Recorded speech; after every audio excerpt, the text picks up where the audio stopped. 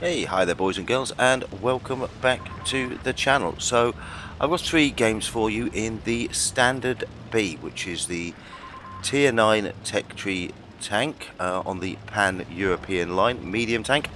And this moves on from the Tier 8 tank, the Pantera 44, with the sort of customised auto loader. And I do have to say that going up the Pan-European line on my new account has been a real pleasant surprise for me coming back to the game after I had an absence from it. I've loved pretty much every single tank going up this line, you know, since Tier 3. They're all excellent. They're all excellent tanks. And I've really enjoyed driving all of them. Every now and then you expect a line to throw in an absolute turkey in one of the tiers, but thus far every single one of the tanks I've driven up this line has been outstanding and just really good fun to play. This is the Tier 9 tank. Now it features the slightly, I think, barrel loader, slightly adjusted auto loader, however you want to call it. So effectively, you've got a clip of 3 rounds as you would do in regular auto loader. However, the difference that you have with these tanks, you have it in the Pantera 44, you have it in this tank, is that after you fire your first shot, it will start to reload again. If you fire all 3, and then the whole magazine starts to charge, then as soon as the first shell becomes available and is reloaded, you're able to fire it again. So you don't necessarily have sort of 15-16 seconds to wait to be able to fire again. If you've emptied all 3 into a single target, which is just fantastic. So you can drive it almost like a regular med, firing individual shots at individual targets. If you do want to push on someone or somebody pushes on you, as you're going to see this M103 try to do here, you can whack all 3 into him, empty your clip, and get the tank cleared, which is exactly what we've done there. But as you can see with the tank reloading, I think it does take a little longer for the first shell to reload, but as soon as that first shell is reloaded, it's available for you to fire. You don't have to wait for all 3 to reload, which is excellent. It does allow you to do things like this: push on low hit point tanks, whack in the quick shots, and get them cleared. So it just allows you more variability in your style of play than a regular auto loader does. You're doling out anything between 300 350 alpha with this gun, so potentially getting close to or maybe even exceeding 1,000 hit point damage to empty your clip into a single target. So it's got a very versatile gun that effectively does support pretty much any style of medium tank play. The tank itself is maneuverable. It's reasonably quick. It has reasonable armor for a medium tank. It's not OP or anything of that nature, but you will take bounces if it is angled, especially against other medium tanks. And yeah, it doesn't really have too many weaknesses, this tank. It really is a very, very versatile little tank, and is just hugely great fun to play because you can do so much with it.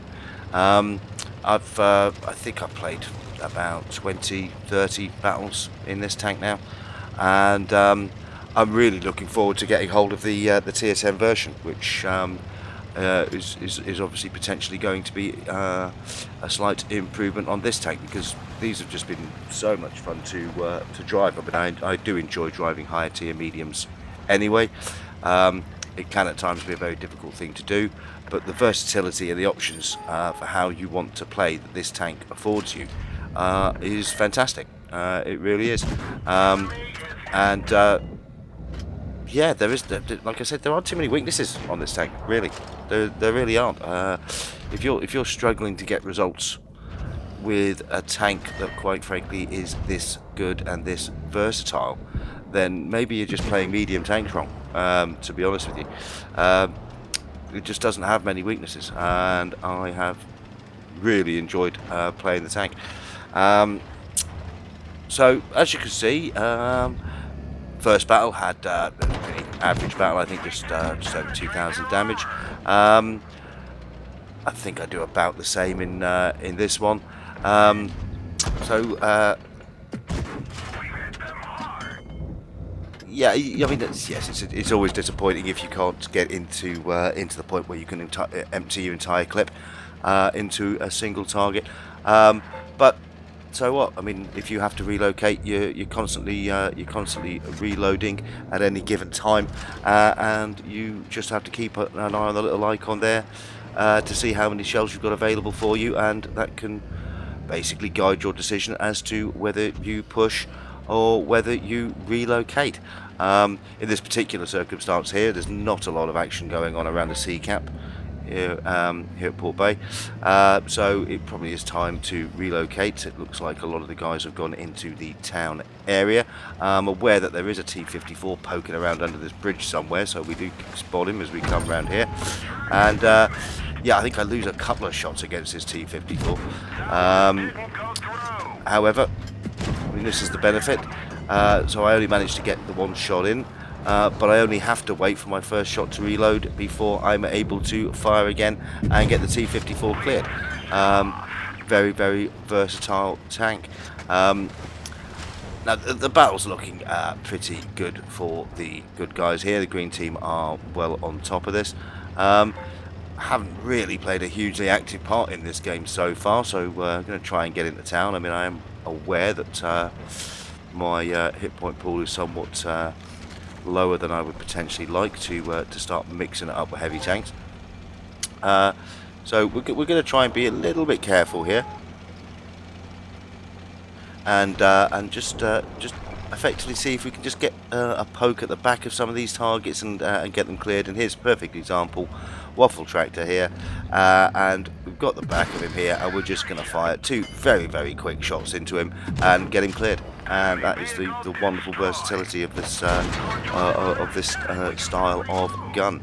I must say I really have enjoyed it, and a bit like the last game actually. I mean, I'm a one shot for just about any tank now, so I just this heavy tank on the other side, he's absolutely desperate to clear me, so I just have to keep an eye on him, wait for him to turn his gun away or fire at another target, and that's just going to allow me to whack quick shots into him whilst protecting my tank.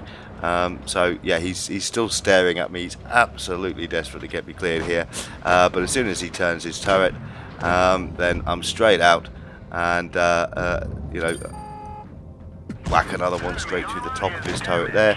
And I just love this style of play. I think it really is a lot of fun, and if used correctly, this tank can do very, very good things, especially to an enemy team on a flank, and that's what we're going to see in this game. I've spoken before about strategies on various different maps. Some maps you can afford to push one flank, some you really shouldn't.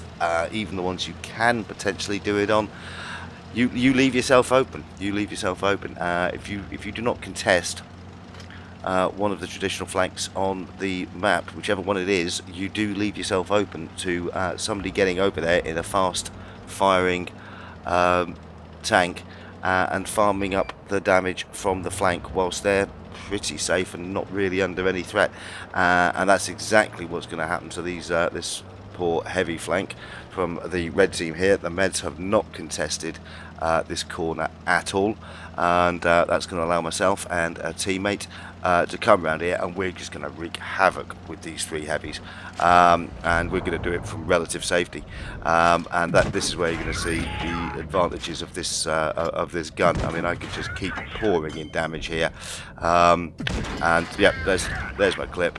I could come back now. Now I can wait for all three to reload, or I can zip straight back out again and try and get another shot in. I did there, for some reason I got a bounce.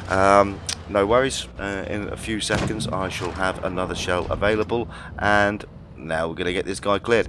And there we go. This is the danger if you don't contest the flank. And myself and my buddy here, we are just going to absolutely wreck the guys on this flank. And I'm not certain, I think I might take one shot at some point, but we hardly take any damage at all doing this, and we take these 3 heavies apart. So already cleared one. My buddy there in the light, he's just cleared the second one up, and yep, he's not looking too healthy, so we're going to push around here and get him cleared, and that's effectively going to be all 3 heavy tanks cleared, and we've taken virtually no damage in doing it. So there we go, we get this guy cleared up for our second kill. Just over 1700 damage now, and yeah, I mean, just removing those 3 heavies in that manner, I mean, that has effectively totally ended this battle. It's just a question of clearing up these last guys, how many more kills you can rack up, how much more damage you can rack up. The win really isn't in any doubt at this point. So we're going to round up on our little AMX buddy over here. Don't manage to get the first shell into his back, but then he comes back to try and get one into me. Doesn't realise, or didn't potentially realise or know his tanks well, because he poked straight back out at me, not knowing that I've got a second shell ready to go at him. So that clears him up for my 3rd kill. We've got 1 enemy TD remaining, and it's just a question of trying to find this guy, and when I find him, hopefully I'll be able to pump all 3 shells straight into him. So as we come round here, we're going to find him, I think, yep, just the other side of the bushes there. And here we go. This is what this gun does best. There's the first one, 342. Over 300 alpha with the second shot, and the 3rd shot clears him. That's basically a guy done for over 1000 damage in about 6 seconds.